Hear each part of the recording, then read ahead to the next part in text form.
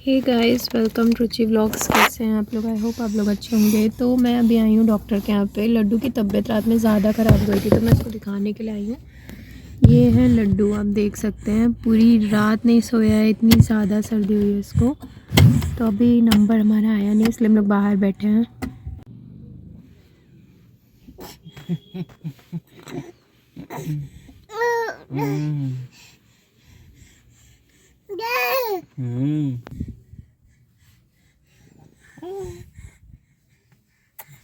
क्या हुआ आपको?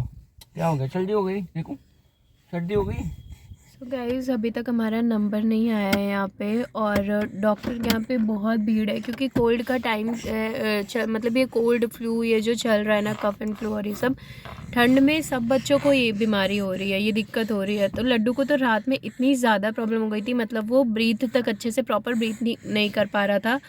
और उसके बाद मुझे भी ऑफ लेना पड़ा आज का। और लड्डू के लिए मतलब बच्चे के लिए तो फिर कुछ भी हो, तो माँ का दिल कहाँ मानता है। मेरा मन ही नहीं मानता कि अगर मैं चली जाती इसको छोड़ के। तो इसके साथ मतलब क्या है ना कि थोड़ा बहुत लाइट फ्लू जो है इसको जब से ये हुआ है तब से इसको हल्की खांसी हल्की सर्दी तो इस बार पर इसको जो अभी जब से ठंड स्टार्ट हुई है ना, तो जो सर्दी है वो ज़्यादा मतलब हो गई है। अभी आप सुन सकते हैं, जब ये सांस ले रहा है ना तो आवाज़ आ रही है बहुत घड़ घड़ टाइप की। तो वो ऐसे पूरी रात उड़ती है, इसको मुंह खोलना पड़ रहा था सांस लेने के लिए भी। तो इस वजह से मैं ज़्यादा घबरा गई, क्योंकि एक तो निमोनिया वगैरह बहुत फैला हुआ है ना, मतलब बहुत ज़्यादा होता है ना तो बच्चों में, और इसका क्योर मतलब इलाज भी बहुत मुश्किल होता है। तो मुझे बहुत डर लगता है, तो मैंने इसलिए सोचा कि ट्रीटमेंट मतलब चेकअप करा लेती हूँ कि ज़्यादा कफ तो नहीं है चेस्ट में। इसका वैक्सीनेशन भी पेंडिंग है, वैक्सीनेशन भी इसी वजह से नहीं हो पा रहा है।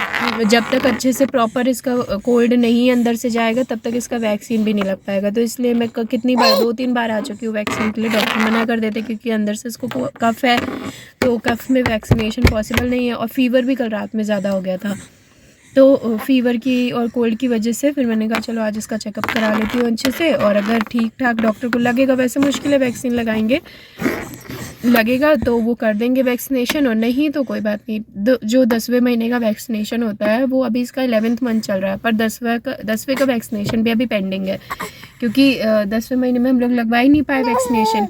और कोल्ड की वजह से करीब इसको 1 महीने से ऐसे ही कफ है। और अभी क्या है, जब से सर्दियाँ स्टार्ट हुई है ना, तो कितना भी ध्यान दो थोड़ा बहुत ऊपर नीचे तो हो ही जाता है। एक तो मैं भी घर पे नहीं रहती हूँ, तो इस वजह से और इसके साथ प्रॉब्लम हो जाती है। खैर घर पे सब ध्यान देते हैं, पर जैसे मैं ध्यान दे दूँगी वैसे तो मतलब होता है ना कि माँ जो केयर करती है वैसे करेंगे प्यार, सब केयर करेंगे, पर माँ जैसे कहीं ना कहीं रह ही जाता है।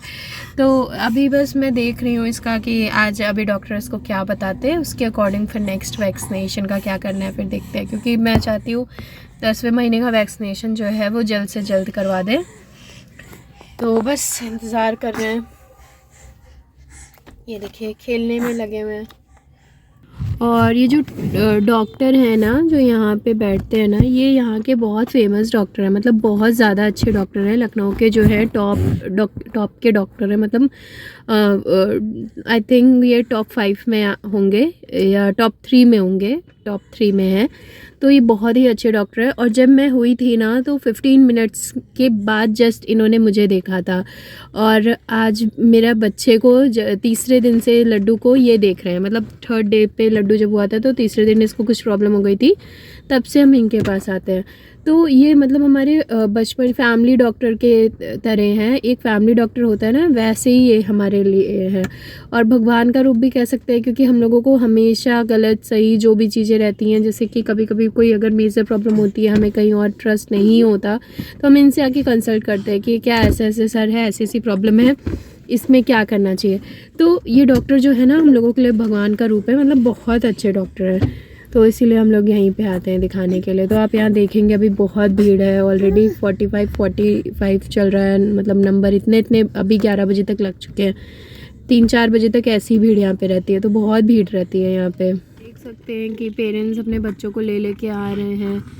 तो माँ बाप बच्चों के लिए कितना कुछ करते हैं। आप देख सकते हैं कि कैसे बच्चों को गोद में टांग के, यहाँ जितनी भी गाड़ियाँ खड़ी हैं ना, ये सब इन्हीं के लिए आई हुई हैं, इन्हीं डॉक्टर के लिए।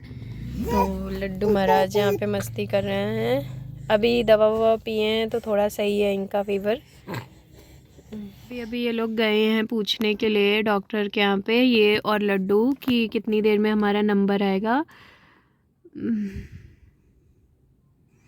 यहाँ पे आप देख सकते हैं वहाँ पे ये जा रहे हैं। माँ बाप बच्चों के लिए बहुत कुछ करते हैं, मतलब बहुत कुछ करते हैं। कभी मैं अपनी स्टोरी आप लोगों के साथ शेयर करूँगी कि लड्डू को लेके मेरी जो स्टोरी है, मतलब लड्डू को कितनी मुश्किल से मुझे मतलब मिला है, कितना कुछ हम लोगों ने फेस किया है, बहुत कुछ झेला है, उसके बाद लड्डू मुझे मिला है।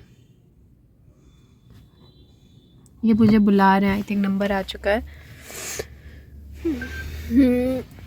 सो चलते हैं। ये फाइल है लड्डू की।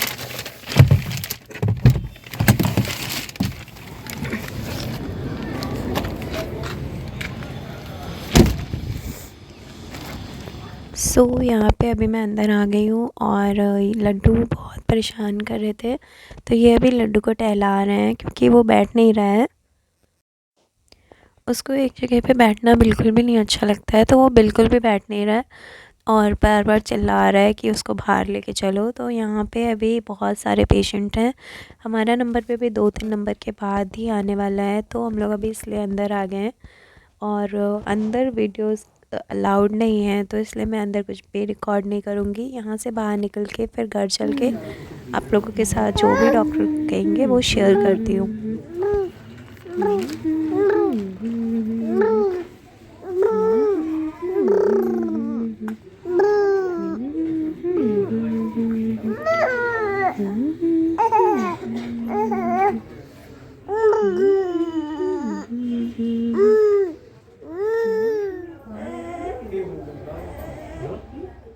डॉक्टर के यहाँ से हम लोग अभी घर आ गए हैं और डॉक्टर ने चेकअप वगैरह किया। उन्होंने बोला कि कुछ ऐसी प्रॉब्लम नहीं है, कफ है और फीवर वगैरह की दवा दे दी, तो वो इस 2-4 दिन में 5 दिन का मोस्टली वायरल रहता ही रहता है, तो उतने दिन में वो रिलीफ मिल जाएगा।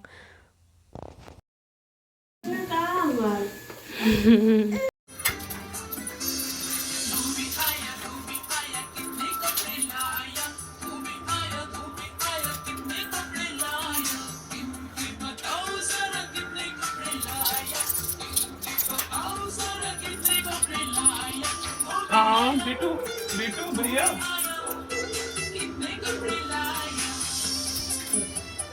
तो ये सारी मेडिसिन हैं लड्डू की, तो अभी मैं लड्डू को देने जा रही हूँ। अभी मैंने बस इसको खाना खिलाया है और बस सब मेडिसिन देने जा रही हूँ।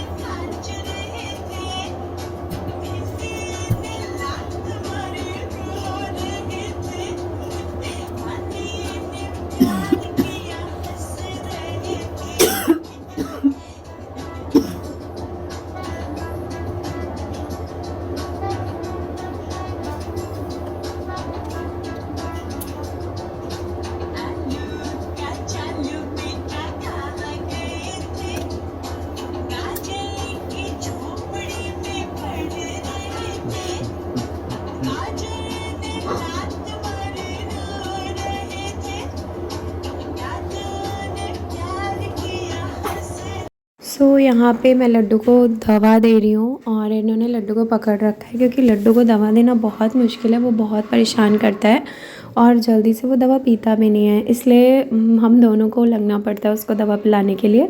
और उसको पहले कार्टून दिखाओ, फिर उसको किसी ना किसी चीज़ में डाइवर्ट, उसका मतलब माइंड डाइवर्ट करो कि हाँ ये नहीं ऐसा हो रहा है ऐसा हो रहा है, तब जाके वो किसी तरह से मेडिसिन लेता है।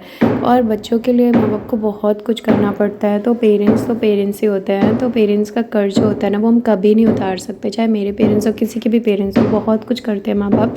तो हमेशा हमें ये सोचना चाहिए कि जब हमें माँ बाप ने इतना कुछ हमारे लिए किया, तो अगर हमें कहीं थोड़ा बहुत उनके लिए करना पड़ता है तो हमें भी उनके लिए करना चाहिए, क्योंकि बचपन से बच्चे को बड़ा करना आसान नहीं होता है। जब हम खुद पेरेंट बनते हैं, जब हम खुद उस जर्नी में जाते हैं, तब हमें पता चलता है कि ये जर्नी कितनी डिफ़िकल्ट होती है और हमें हमारे पेरेंट्स ने कितनी मुश्किल से बड़ा किया है। So thank you for watching guys, vlog को यहीं पे ख़त्म कर रही हूँ।